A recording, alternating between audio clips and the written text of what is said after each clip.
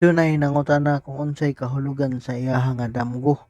Tago na to siya sa pangalan nga GB. Matud pa niya, good morning. Unsay hubad magdamgo og mga giluto nga mga bingka nga akong gitilawan pagkaluto na, pero tinakong kaon.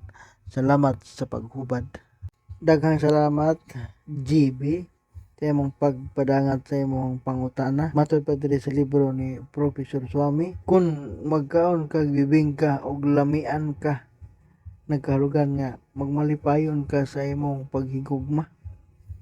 Pero kung aslom tab-ang ug panos ang imong makaon nga bibingka, magkabangi ka mo sa imong hinigugma ug malagmit pang magkabulag ang manag-uyab.